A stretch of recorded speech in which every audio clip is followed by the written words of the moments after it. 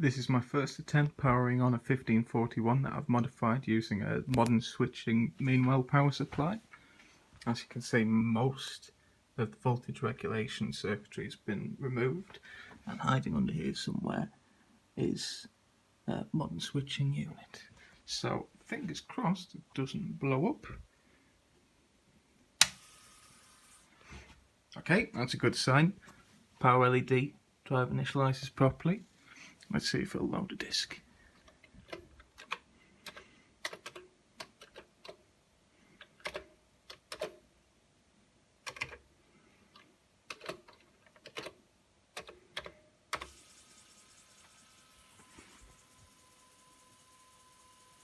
Also a good sign.